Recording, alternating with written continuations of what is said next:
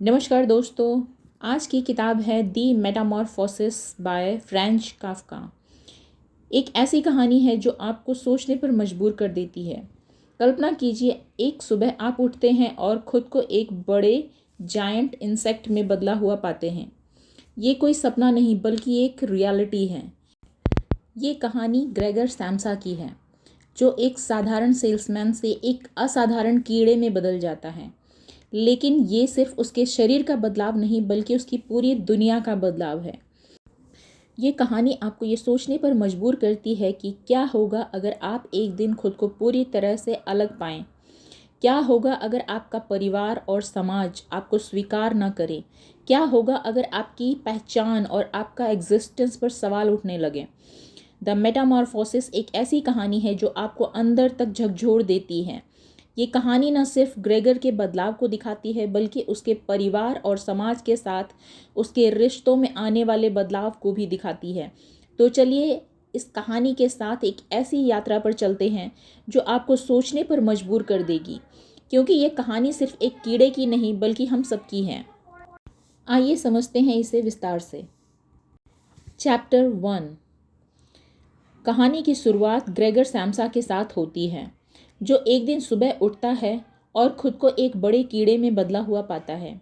वो सोचता है कि ये सिर्फ एक बुरा सपना है, लेकिन जल्द ही उसे एहसास होता है कि ये हकीकत है।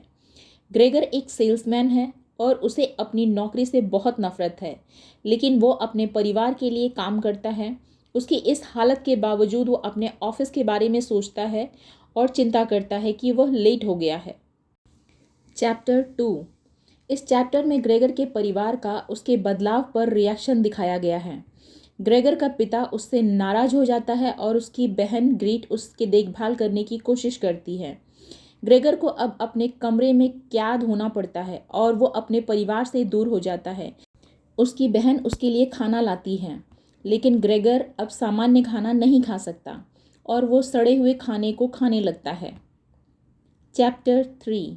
इस चैप्टर में ग्रेगर का परिवार उसकी देखभाल करना बंद कर देता है। ग्रेगर के फादर उसे एक प्रॉब्लम की तरह देखने लगते हैं और उसकी बहन ग्रीट भी उससे थक जाती है।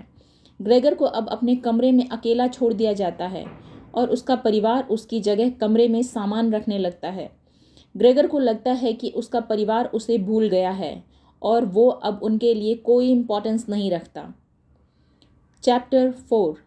इस चैप्टर में ग्रेगर की हालत और भी खराब हो जाती है। वो अब पूरी तरह से कीड़े में बदल चुका है और उसका परिवार उससे डरने लगता है।